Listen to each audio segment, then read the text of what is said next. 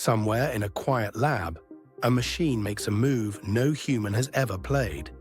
Not because it was told the move, not because it memorized the move, because it understood the game well enough to invent something new. That's the moment the story changes. Most people think artificial intelligence is a product story, a chatbot, a demo, a new feature. This is not that. This is the story of one person who didn't chase products. He chased a question that sounds almost innocent until it isn't. What is thinking? Really? Because once you answer that, even partly, thinking stops being human only. By the end of this episode, you'll see why the most important AI breakthrough wasn't a tool. It was the moment intelligence became something that could be built. And what that means for you is closer than most people realize.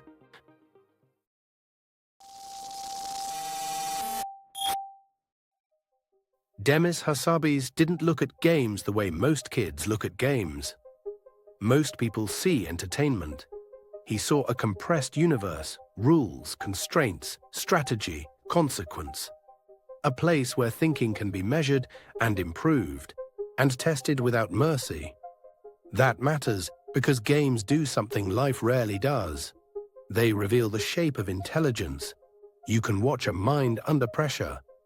You can see choices form. You can see the difference between instinct and understanding. In the AI world, games became the perfect laboratory for intelligence because they strip reality down to decision-making. No speeches, no vibes, just choices and outcomes. The same logic that wins games is the logic that will soon decide what gets shown to you, offered to you, denied to you, prioritized for you. Not because anyone wants a villain, because optimization spreads. If intelligence can be measured like performance, what happens when you become something that can be optimized too? What makes Hassabis different is that he kept pulling on the same thread for years. He wasn't asking, can we make a machine that answers questions? He was asking, can we build a system that learns the way minds learn? That shift sounds technical. It's actually philosophical. It turns AI from code that behaves into a learner that adapts. That's the obsession, not a product, not a press cycle, a method.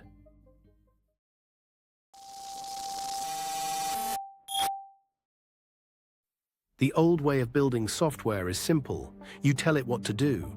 You define the rules. You control the behavior. DeepMind's wager was different. Don't write the intelligence. Build the conditions where intelligence emerges. A system that learns by interacting, by failing, by updating, by improving through experience.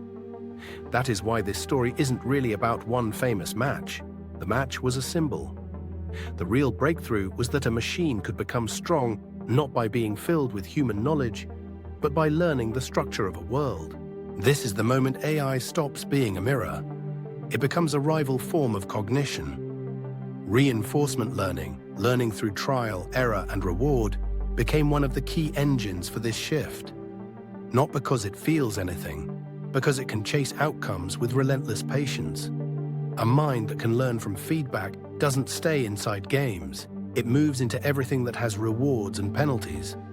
Markets, feeds, hiring systems, insurance, policing, education, war. Anywhere behavior can be shaped, a learning system can learn to shape it back.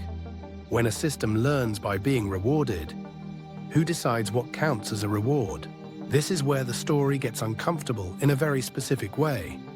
The same technique that teaches a machine to master a game can teach a system to master you. Not through consciousness, through prediction. If it can model an opponent's next move, it can model your next click, your next purchase, your next mood shift. That's why teaching machines to think isn't a romantic phrase. It's a power transfer.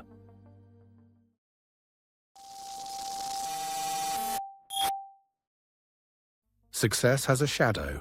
When machines begin outperforming humans, the question stops being, can we? It becomes, should we?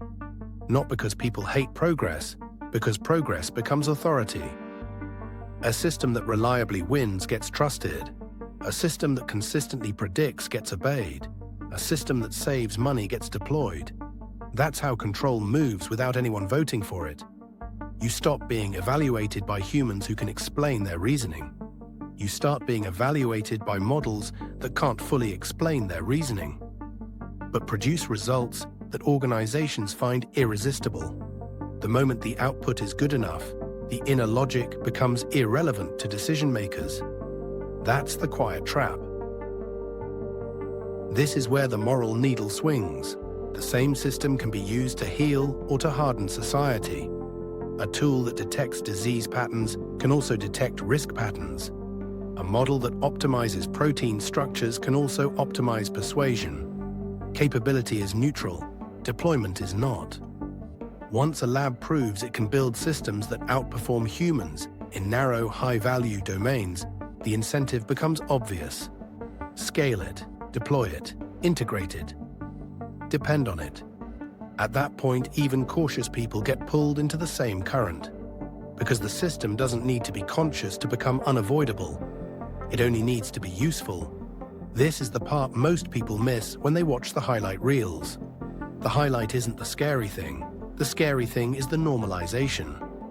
A breakthrough becomes a pipeline becomes infrastructure. Infrastructure becomes the thing you can't live without. That's how a lab changes humanity. Quietly, through adoption.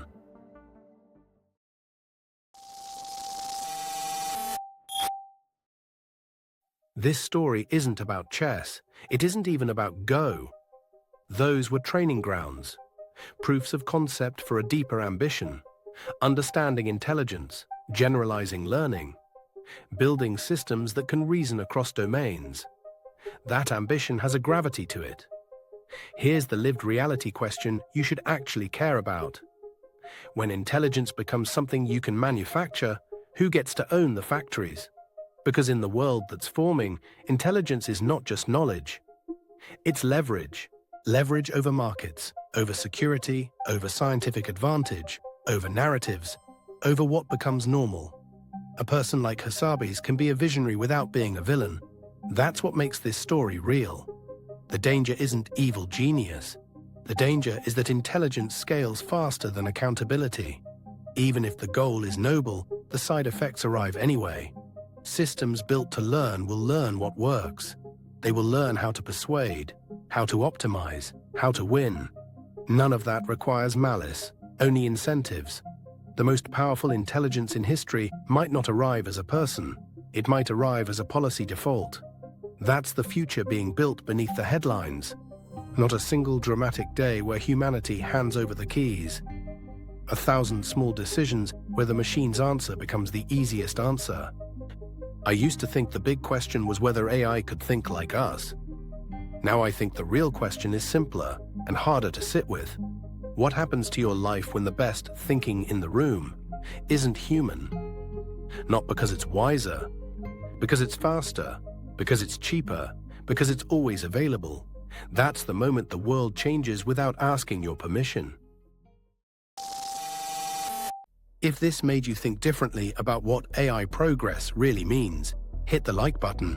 It helps more people see what's happening beneath the surface.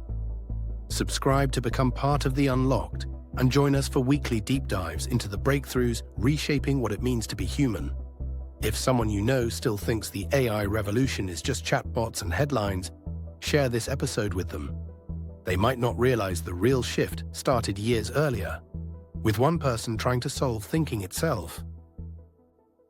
Because the future isn't coming, it's already here.